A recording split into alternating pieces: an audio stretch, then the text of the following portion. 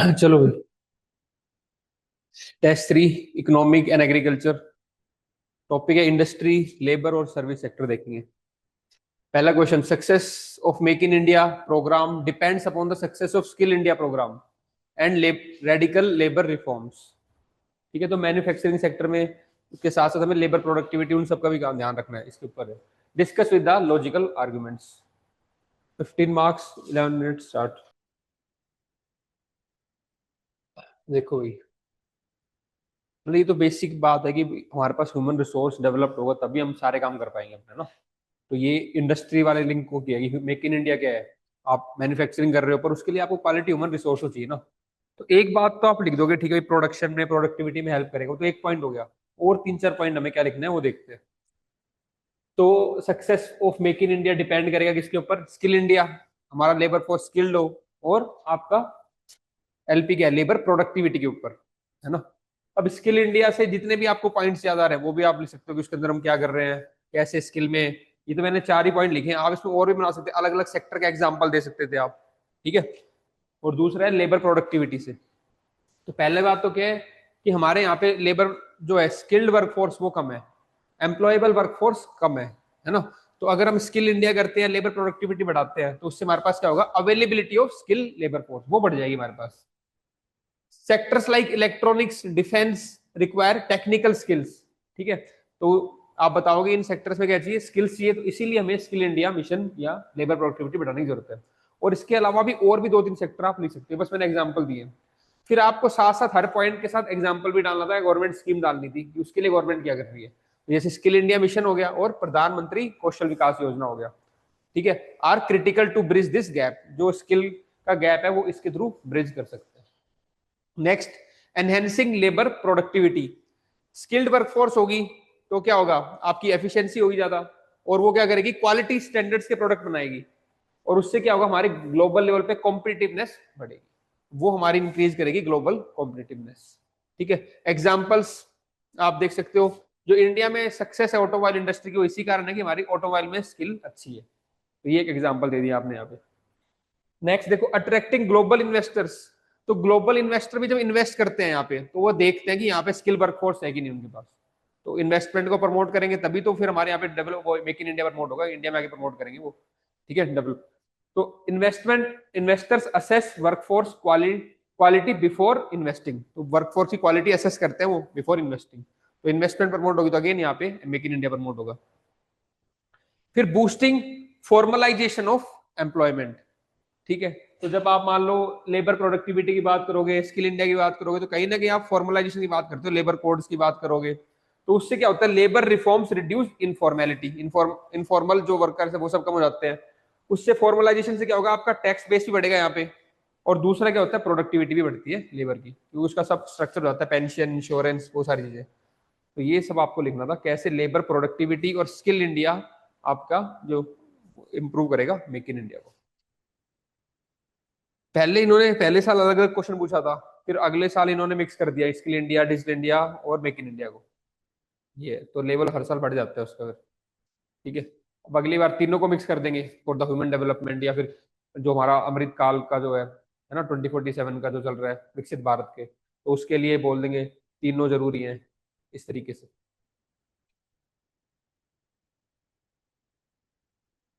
Next, what are the salient features of national food security act 2013।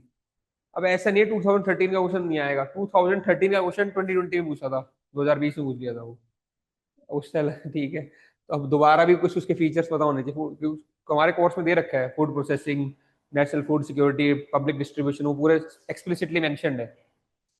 How has the food security bill helped in eliminating hunger and mall nutrition in India? 15 marks. पहले national food security है ना, उसके act बताओगे introduction में, article 47 में mention कर सकते हो आप न्यूट्रिशन का और उसका। फिर एक डायग्राम बन जाएगा, क्या क्या कवरेज है, फोकस ऑन न्यूट्रिशन डिलीवरी ना, रोबस्ट डिलीवरी प्लेटफॉर्म। मेन अब क्वेश्चन की डिमांड देखते हैं। Salient features of national food security act 2013।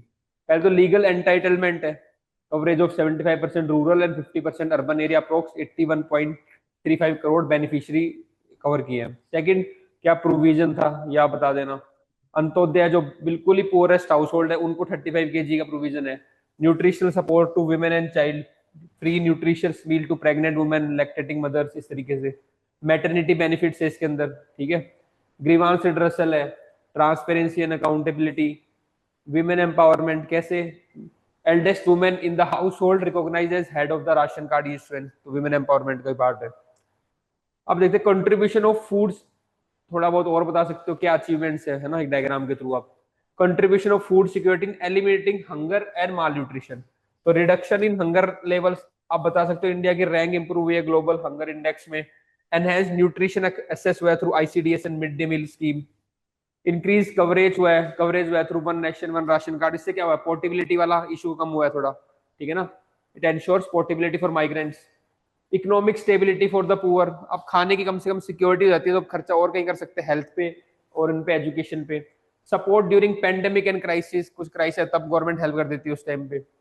Empowerment of women, designated women as the household heads for ration card enhance their role in household food security. पर फिर भी कुछ challenge है, अभी भी माल न्यूट्रिशन में भले ही रैंक बढ़ी है पर हंगर इंडेक्स में काफी हम मतलब लो रैंक करते हैं, ठीक है। फिर आप बताओगे स्टंटिंग का, वेस्टिंग का क्या डेटा है, ठीक है। लीकेज है, करप्शन है, न्यूट्रिशन क्वालिटी, हिडन हंगर का इशू है, अभी भी न्यूट्रिशन उस लेवल पे नहीं है। We focus on calorie sufficiency but limited diversification towards pulses, millets and micronutrients.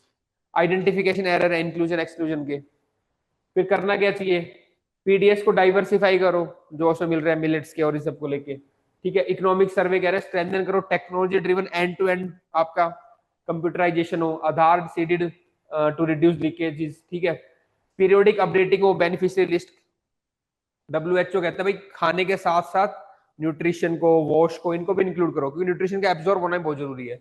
Integration of nutrition intervention and wash, water sanitation and hygiene.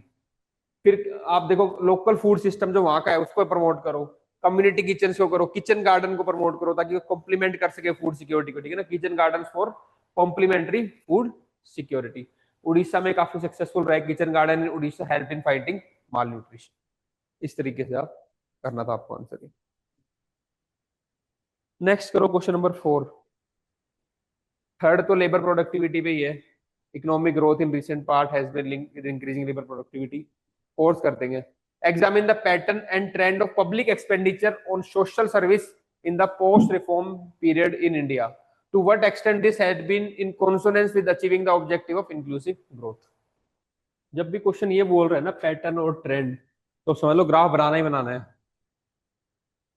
बोल ही रहा है पैटर्न ट्रेंड, नहीं आता तभी बढ़ा दो बना दो, लेकिन कोशिश स्ट्राइक करना चाहिए क्वेश्चन को देखती, ठीक है। अब पहले देखो सोशल सेक्टर स्पेंडिंग की बात कर रहे हैं तो दिमाग में क्या आना चाहिए, कौन कौन से सेक्टर में हम बताएंगे बात, तो वो अपना ऊपर ही लिख लो इंट्रोडक्शन में कि इन सेक्टर में स्पेंडिंग पोस्ट लिबरलाइजेशन बढ़ी है। वो क्या क्या हो सकते हैं, health, education, sanitation, housing, rural development, और ऐसी welfare welfare schemes aimed at enhancing human resource and social equity. तो फिर इसमें पूरा कवर होगा कि ऐसे जो भी स्कीम होंगी या प्रोग्राम होंगे जो ह्यूमन रिसोर्स डेवलपमेंट करेगा, सोशल इक्विटी लेके आएगा, उसके अंदर हम बात कर रहे हैं। तो ये क्लैरिटी हो जाती है इंट्रोडक्शन में, लिख दो कि भाई इन बारे में हम बात करेंगे। फिर आप बताओ कि क्या पैटर्न और ट्रेंड रहा है, साइड में ग्राफ बना दो कैसे, तो 1990 से लेके 2010 तक, फिर 2020 तक कैसा क्या ट्रेंड रहा है। फिर आप बताओ अब पैटर्न एनालाइज करोगे, और इसमें भी देखो अधिकतर मैंने 2-3 जगह लिखा है एज पर इकोनॉमिक सर्वे, यहाँ पे भी एज पर इकोनॉमिक सर्वे। तो डेटे, ये डेटा चाहे तुम्हारा कुछ भी हो अपना लिख दो as per economic survey, as per NITI Aayog, ये वैल्यू एडिशन है इसमें, तो बाकी नॉर्मल तो सब लिखेंगे।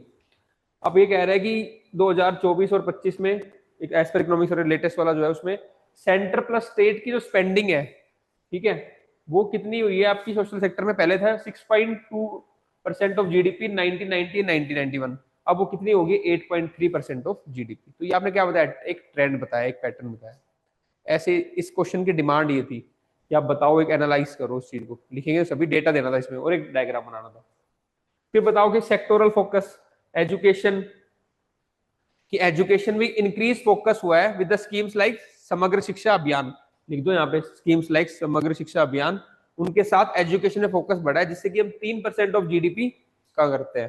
फिर ब्रैकेट में लिख दो स्टिल हम लैग कर रहे हैं with the new education policy जो क्या कहती है 6% ऑफ जीडीपी को, ब्रैकेट में लिख दो उसको, ठीक है, पर अभी भी पहले से बढ़ाया हमने।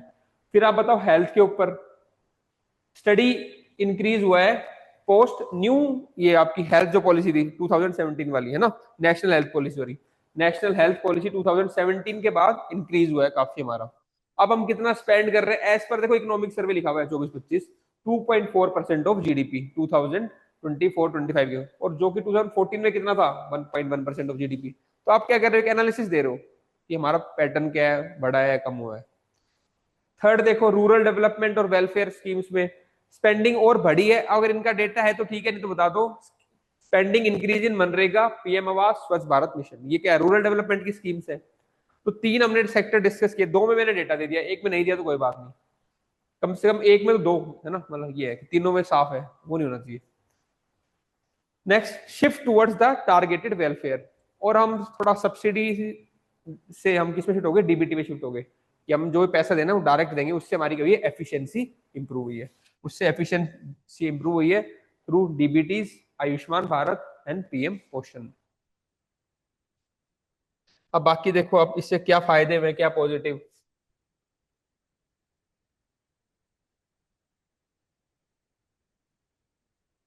क्वेश्चन फोर्थ, ये ट्रेंड से अपना दिया आपने, ये सब देख लिया हमने। पॉजिटिव कंट्रीब्यूशन क्या है, जब हमने इतना इन्वेस्ट किया है आपका सोशल सेक्टर में, तो पॉवर्टी कम हुई है, तो आप पॉवर्टी रिडक्शन का एक डेटा बताओगे। ह्यूमन रिसोर्स डेवलपमेंट और एसडीआई में हमारी रैंकिंग बताओगे कैसे इंप्रूव हुई है। ठीक है, social infrastructure expansion, enhanced school enrolment, ये डेटा याद कर लो, जब भी सोशल सेक्टर की बात आएगी इन सबको लिख दो ना, ये हमने अचीव किया है। पर फिर भी कुछ चैलेंजेस हैं। किसके चैलेंज है, क्वालिटी डेफिसिट, अगेन अगर आप फूड का लिख दो तो क्या है, हमने कैलोरी बेस किया है, न्यूट्रिशन में लैग कर रहे हैं। एजुकेशन में क्या किया, एनरोलमेंट में फोकस किया है, रिटेनमेंट लैग कर रहे हैं। तो यहाँ पे वो एग्जाम्पल आ सकता था, कॉमन बात है, बस हेडिंग डाल दो quality deficit despite increase spending. देखो ऐसे रिपोर्ट आ गई है ना, highlights the persistent learning gaps in the school, attendance हो जाती है पर वहां पे लर्निंग गैप्स है। सेकंड हेल्थ इंफ्रास्ट्रक्चर, हेल्थ में तो वही डालोगे, रूरल अर्बन की डिस्पैरिटी, प्राइवेट पब्लिक की आउट ऑफ पॉकेट एक्सपेंडिचर अभी भी ज्यादा है, ये सब बातें कॉमन बातें डाल सकते हो आप। पर आपको हेडिंग क्लियर होनी चाहिए कि आपको लिखना क्या है, हेडिंग अंदर का तो आप कर लो, कितनी पढ़ाई कर रखी है, मेन बात है दिमाग में स्ट्रक्चर बन जाए। पहले तो ब्रॉड वाली हेडिंग, क्वेश्चन वाली, फिर उनके अंदर सबकी सब हेडिंग। अगर जब ये बनाना सीख गए तो फिर तो अंदर वाला हो जाएगा फिल पॉइंट, कोई दिक्कत नहीं। और जितनी स्ट्रक्चरिंग बनाओगे उतने नंबर ऑफ पॉइंट ज्यादा होंगे, क्योंकि क्वेश्चन की पहले 10 नंबर में 3 बना दिया आपने हेडिंग, और हर 3 के अंदर अगर 3-3 पॉइंट लिख दिए तो भी ठीक है, 9 पॉइंट हो गए, अगर 4 लिख दिए तो एक्सेप्शन हो गया, 12 पॉइंट हो गए। तो ये समझो बात को, पेपर ये पूरा हेडिंग और सब हेडिंग का ही है खेल। कितनी आपने हेडिंग बनाई, फिर उसके अंदर कितनी और सब हेडिंग बनाई, तो अपने क्वेश्चन को ब्रेक करो हेडिंग और सब हेडिंग के अंदर, उतना ही आंसर स्ट्रक्चर्ड हो जाएगा। पहले मैंने बताया था कि इस बार सिलेक्शन क्या है, selection is equal to simplification of your copy, कितनी आप अपनी कॉपी को सिंप्लीफाई कर रहे हो। अब सेम बात देखो जो मैं आपको बता रहा हूँ, कल परसों इस बार जो एक और स्टूडेंट है, शायद रैंक मेरे को टॉप 10 में ही है, उनकी मैं वीडियो देख रहा था, तो उन्होंने भी यही बोला है जो मैं आपको बोलता हूँ कि जो मैं, और अभी मैं तुम्हारी कॉपी पे क्या देखता हूँ, कंटेंट तो मैं बता ही चुका होता हूँ, जो मैं बाहर कॉपी चेक करता हूँ मैं क्या देखता हूँ, मैं क्या मेरे को पहली बारी में समझ में आ रहा है, जैसे मैं आपके वर्ड चेक करता हूँ। तो उसने भी एग्जैक्टली यही बोला था कि सर मैं वो कॉपी देखते थे अपने, तो उसमें पहले तो मैं चेक करती थी कि मेरी कॉपी में पढ़ रही हूँ ऐसे, तो डिमांड्स जितने भी क्वेश्चन की वो सारी मीट कर रखी है नहीं कर रखी, पहला पॉइंट तो ये जरूरी है सबसे। हाँ भाई डिमांड्स जितने क्वेश्चन के सारे सब पार्ट्स मैंने एड्रेस कर दिए, क्योंकि एक भी सब पार्ट छोड़ दिया, मानो 10 क्वेश्चन का है उसमें 3 सब पार्ट है, तो आपने 2 सब पार्ट एड्रेस कर दिया, एक सब पार्ट छोड़ ही दिया, तो आपकी मार्किंग ही 7 के अंदर से होगी। फिर वो 7 में से कितने लाओगे, 2-3 लाओगे, 3 में से देगा ही नहीं वो, 3 तो आपने सब पार्ट एड्रेस ही नहीं किया। तो पहला तो है कि सारे सब पार्ट एड्रेस करने, डिमांड जो पूछा गया वो लिख दिया। उसके बाद वो कह रहा है मैं अपने भाई को दे देती है नोटबुक अपनी, वो छोटा था मेरे से, कि भाई तेरे को समझ में आ रहा है कि क्या लिखा हुआ है क्या हुआ है ना, तो उसको की सब हेडिंग राइटिंग वो चीजें समझ में आनी चाहिए। तो ये मतलब प्रूवन टेक्निक्स हैं। कंटेंट जरूरी है लेकिन उतना ही जरूरी आपकी प्रेजेंटेशन है, कि जो आपने कॉपी में लिखा है आपने क्या उतना क्लियरली लिखा है उस चीज को जो समझ में आ जाए उसको, इसको ध्यान रखो थोड़ा, तब वो हम एग्जामिनर रुकेगा नहीं उसका पेन। और डेटा आपने डाल दिया डिमांड तो फिर अच्छे नंबर आ जाएंगे। ठीक है, तो ये अब हम बस इससे लर्निंग क्या है, इस आंसर से ये कि अपने क्वेश्चन को अगले क्वेश्चन में ट्राई ये करना, उसको 3-4 सब हेडिंग में ब्रेक कर दो, और उस सब हेडिंग के अंदर और 3-4 पॉइंट सोचो मैं क्या क्या डाइवर्सिफाई कर सकता हूँ, तब तुम्हारा आंसर अपने आप ही फ्लो में आने लग जाएगा, पेपर भी टाइम पे हो जाएगा पूरा।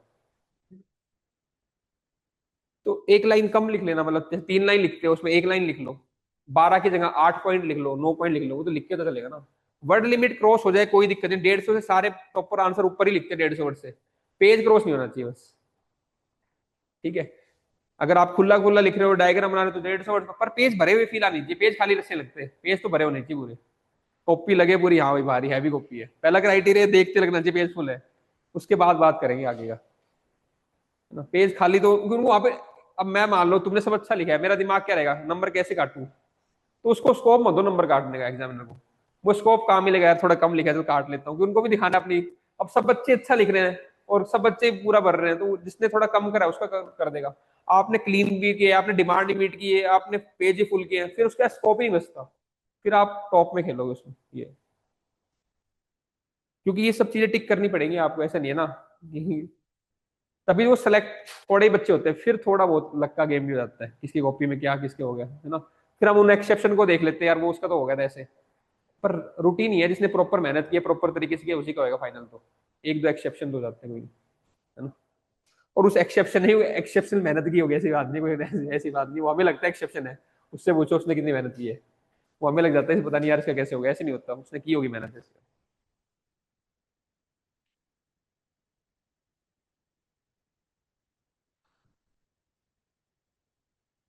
क्वेश्चन हमने कौन सा किया था अभी, फोर्थ है ना, फिफ्थ करेंगे अब। What are the causes of the persistent high food inflation in India, अभी इन्फ्लेशन के ऊपर है। Comment on the effectiveness of monetary policy of the RBI to control this type of inflation. करो 7। Food inflation की पहले definition उसकी बता सकते हो भाई, कभी कहाँ का फूड इन्फ्लेशन बढ़ रहा है, अब हम देखेंगे क्या परसिस्टेंट कॉजेज हैं for the food inflation in India. कुछ आप डेटा या ग्राफ बना सकते हो कि कैसे बढ़ रहा है। तो पहला तो है वेदर एंड क्लाइमेट शॉक, है ना, deficient and erratic monsoon in several region along with the heat waves damage vegetable, जो भी वेदर रिलेटेड है तो उसमें क्या होता है, क्रॉप आपकी डैमेज हो जाती है। Floods in Punjab, Himachal Pradesh and Maharashtra further disrupt the supply. यहाँ पे मैप भी बना सकते थे आप कि अलग अलग रीजन में कैसे कैसे क्या कारण है आपका फूड इन्फ्लेशन का और उसका। फिर स्ट्रक्चरल सप्लाई बोटलनेक्स है कि प्रोडक्टिविटी कम है हमारी, तो उस हिसाब से सप्लाई नहीं आ पा रही है। और low productivity in pulses and oilseeds due to rainfed dependence, ठीक है। फिर जो है भी तो उसकी वेस्टेज ज्यादा होता है, कोल्ड स्टोरेज की फैसिलिटी नहीं है, तो वो फैसिलिटी हो तो हम क्या करें, टाइम पे रिलीज कर दें उसको ताकि इन्फ्लेशन बैलेंस रहे। Rising input cost, fertiliser prices globally बढ़ जाते हैं, इनपुट कॉस्ट बढ़ेगी तो फिर वहां पे आउटपुट भी बढ़ेगा, प्राइस बढ़ेगा। Export ban and global price volatility, इसमें कई बार ओवरऑल सेंटिमेंट ही हो जाता है कि यार कुछ चीज की शॉर्टेज है, फिर प्राइस बढ़ जाता है उस कारण, अगर हम यहाँ पे रोक देते हैं, सप्लाई रोक देते हैं तो। होर्डिंग एंड स्पेकुलेशन, इससे भी कई बार फूड इन्फ्लेशन बढ़ता है। एनर्जी प्राइसेस, ठीक है, तो एनर्जी के जब भी प्राइस बढ़ेंगे तो यहाँ पे ट्रांसपोर्टेशन कॉस्ट बढ़ेगी, उससे हो जाएगा। फिर अब देखते हैं effectiveness of RBI monetary policy in controlling the food inflation. तो आरबीआई कैसे करता है, रेपो रेट का यूज करेगा ना, रेपो रेट रिवर्स रेपो, उसके थ्रू कंट्रोल करता है।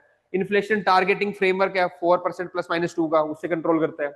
Liquidity management through LF, liquidity adjustment facility के थ्रू कितना पैसा मार्केट में करना है release.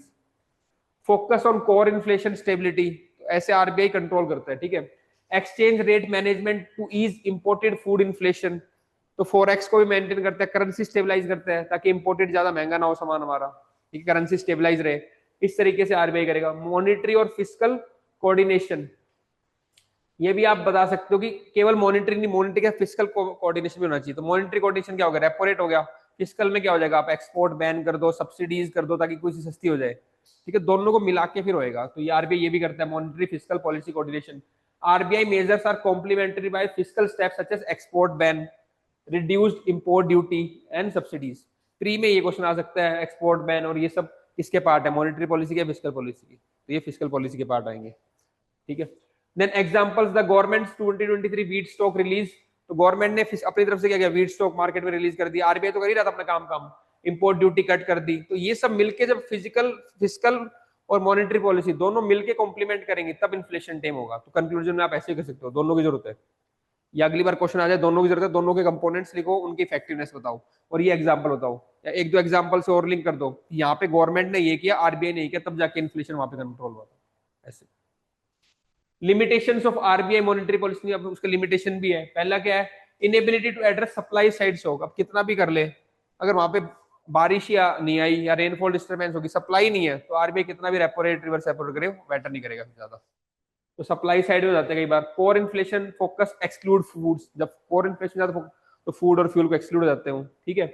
Time lag in policy transmission, price तो बहुत जल्दी फ्लक्चुएट होता है फूड आइटम्स का तो, लेकिन इनका जो पॉलिसी ट्रांसमिशन वो आते आते 2-3 महीने लग जाते हैं, है ना, जो लैग है, मॉनिटरी पॉलिसी लैग है। फिर limited control over imported inflation, जो बाहर से आ रहा है या ऑयल प्राइस का, उसका आरबीआई उस पर कंट्रोल लिया उस पर। एंड नेक्स्ट फिर अब करना क्या चाहिए हमें, हमें यहाँ पे हमारे यहाँ पे स्ट्रक्चरल रिफॉर्म करने चाहिए ताकि सप्लाई सफिशिएंट बनी रहे, प्रोडक्टिविटी हाई रहे, वेयर हाउस रहे हमारे पास, तब हम जाके वो इन्फ्लेशन कंट्रोल करेंगे। स्ट्रक्चरल रिफॉर्म्स हो, नीति आयोग ने क्या कहा, इन्वेस्ट इन कोल्ड स्टोरेज।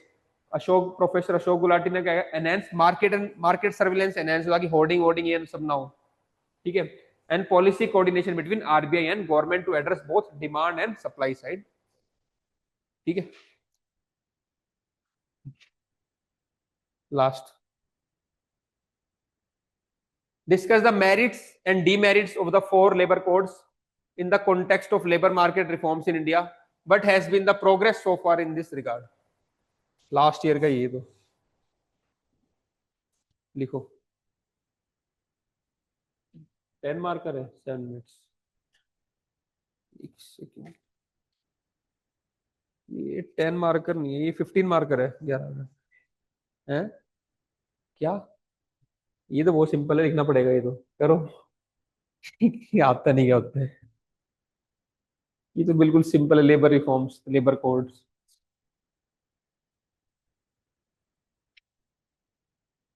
चलो कोड में बताता हूँ, लिख लो, कोड ऑन वेजिस, लिखो, चार इन पे लिख देना। Code on wages, industrial relation code, ये 4 कोड थे। कोड ऑन वेजिस लिख लो, काजल लिख लो, कोई नहीं, नहीं शर्माना नहीं है। Industrial relation code, occupation safety health and working condition code, occupation safety health and working condition code. Last is social security code. ये 4 कोड है। अब इनके बेस पे आंसर बना लो, इंटेलिजेंट हो तुम अब, या इसके फायदे। सोशल सिक्योरिटी कोड, इसकी क्या मेरिट होंगी, क्या डीमेरिट होंगी, क्या प्रोग्रेस है। Social security code,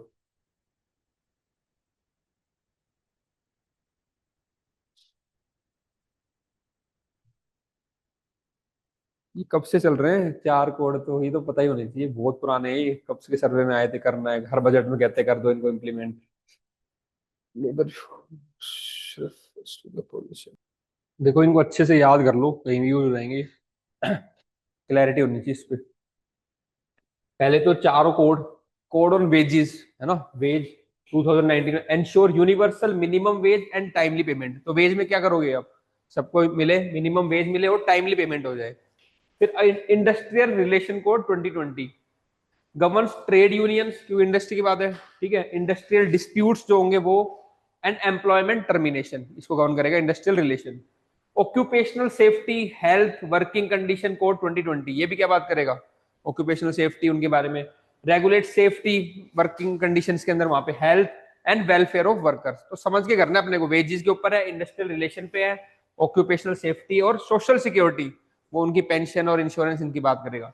extend social security to all workers including gig workers. तो ये कब से आ गए, 2020 से आ गए हैं, ठीक है। फिर 24 में इनको नोटिफाई भी कर दिया था, इसलिए 24 में क्वेश्चन आया था पूरा, ठीक है। मेरिट्स क्या होंगी लेबर कोड की, एक तो सिंप्लीफिकेशन एंड कंसोलिडेशन। तो पहले अलग अलग जो 29 थे उनको किसमें कर दिया, 4 में कर दिया। Replace fragmented 29 laws with 4 comprehensive code enhancing ease of compliance. तो सब इतना चेक नहीं करना, बस 4 को चेक कर लो कि कंप्लायंस इजी हो जाता है।